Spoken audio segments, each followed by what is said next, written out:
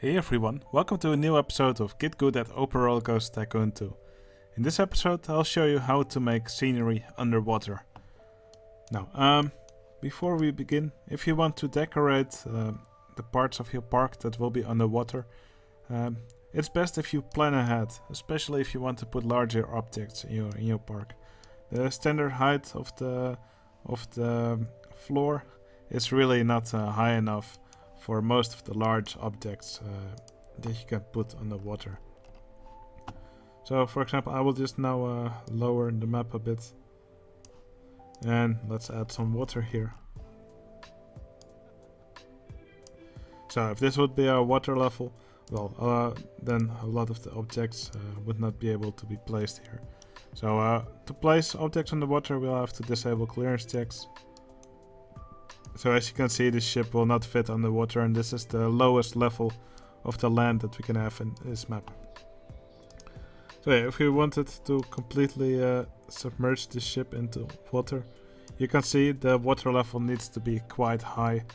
So yeah, if you want to do this, really plan ahead, start with a map which has the level of the land quite high, just so you can actually put all the objects you want fully submerged in the water.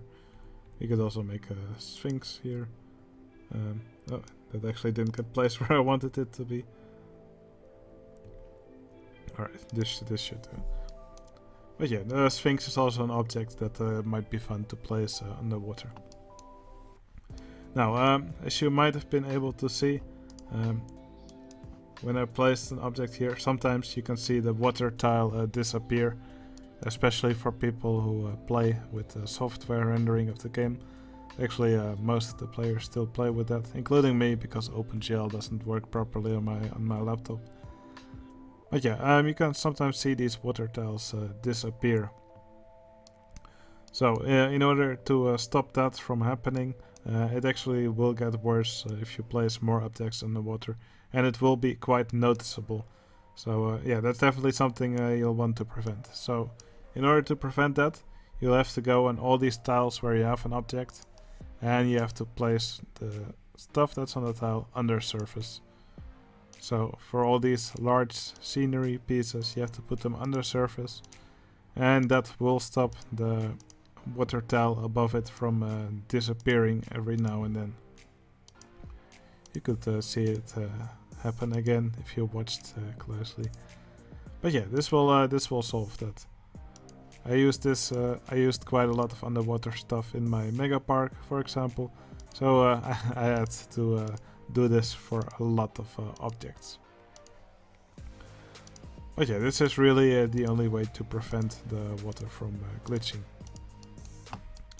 So yeah, the most important things to take note of that I just explained. So prepare your map. The water level needs to be quite high if you want to put large objects, and yeah, put the objects under surface for tile inspector if you want to stop them from glitching the water surface. Now, something else to take into account that if you place stuff here quite close to the edge, it might look nice when you build it, but if the water level is quite high, then all the stuff that you put here will not be visible from this angle. So yeah, you have to take that into account when you're building stuff. Now, you might be able to see it if you press the V button to hide vertical edges. But yeah, normally they will not be visible because they will be blocked off by this wall. So that's also something to take into account. When you place a lot of stuff underwater, you should probably try to place it more to the middle of your map, where it will be more visible. Now, the stuff that looks nice underwater, some things that I always like to use. By the way, if you cannot actually get it to go underwater even with clearance checks disabled, just go to the place where you want it to be, hold shift, and then place the object. And then don't forget to put them under surface. so they won't glitch the water surface. So some stuff that I always like to use is these ruined pieces. They look nice as rocks underwater. Sometimes I also like to use these giant ferns. Now, it may sometimes be a little bit tricky to actually place the stuff underwater. But yeah, these are some objects that I like to use. Something that will usually work well is just to make some hills. And one thing that's also important when placing underwater scenery, play a bit with the land textures. You can have lighter areas, you can have darker areas, and especially this rock floor will usually look nice. Try not to have your water, I mean the ground level, not have it to be too flat. It's generally much nicer when it's a little bit, yeah, when it has some interesting shapes to it. And with some pieces of large scenery, it will usually look even nicer. These colonnades or ruined, they typically also look pretty good when you place them underwater. You could decorate them with some more of these ruined pieces. Stuff like that will usually look quite good. Something else I like to use underwater is this giant grass. But as you can see, the water level needs to be quite high for you to be actually be able to place them without them being partly above water. So that's also something to take into account. Now, when you place stuff underwater, you can see it's quite glitchy now because I didn't put the objects on the surface. You can sometimes see the water surface disappear now. Something you should take into account when placing stuff underwater is that the water will actually give everything a blue tint or whatever your palette is. So if you do want stuff to be colorful, you can simply make it look like it's underwater. So for example, you could just do a cutout here like this. This is of course a very rough draft. So normally I would make it nicer, but I'm just showing it now quickly for the sake of tutorial. So you could just place some sand here, for example. You could vary the colors of the sand a little bit.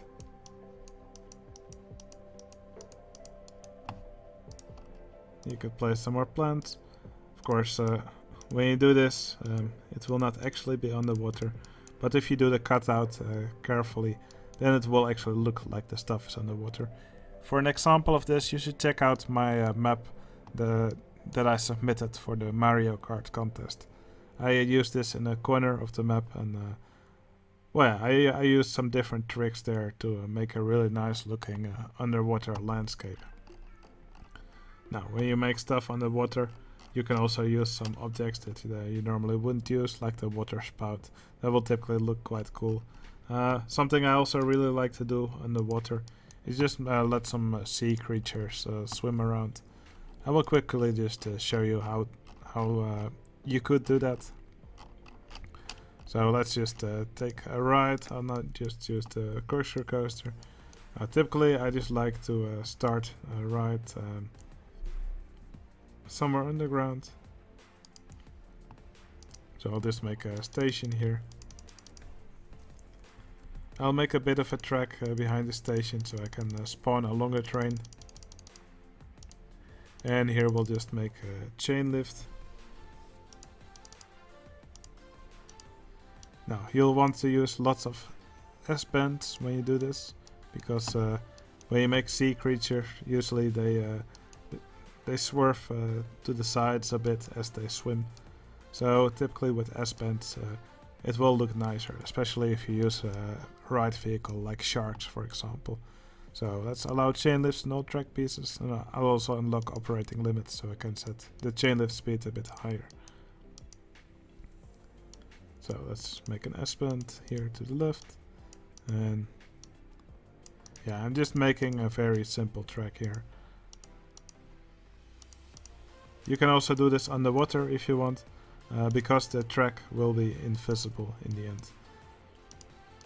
If you want to have visible track underwater, then you also have to move the track pieces under surface with Tile Inspector, or else they will also glitch the water surface. So yeah, that's definitely something you'll want to prevent. So that's I will now quickly select the great white shark trains, but there are several other ride vehicles that you can use that are shaped like water creatures, especially in the expansions. So let's find the shark ride. There we go. Now I will actually have to enable this cheat. Show vehicles from other track types. Great white shark trains. So I typically do 1 car per train if that's possible. Disable vehicle limits. 1 car per train. And I'll just make the chairs look the same color as the top of the shark. And let's put the chain lift speed a bit higher. I need to build an entrance for the ride. You can simply hide the entrance for the ride. And we need to make it a complete circuit. We can do a powered launch. And then, since it's a infinite circuit, it will usually block stat calculation for all rides in the park. So you simply close the ride, and yeah, that's really all you need to do. Now it may still break down, and mechanics may still head for the ride. So you should do allow arbitrary ride type changes and change it to a crooked house. That way it can never break down. And disable inspections, and so it won't keep any mechanics busy. And there you have it. Now there's a shark going around here. So let's raise the water level again. There we go. Now you have a shark swimming here underwater. Now this is how you do underwater scenery. Like I said, the most important thing is to plan ahead. If you want stuff underwater, it's generally a good idea to make your ground level a bit higher, just so you have more space to work with underwater. And again, it's best to stay away a bit from the edges, or you should purposefully put stuff here. But remember that it's usually only visible from 2 angles. Alright, I hope this tutorial was useful for you. I hope to see many people use this in a contest. I generally always like it to see people build stuff underwater. Okay, I hope you enjoyed this tutorial, and I'll see you again in the next video. See you later.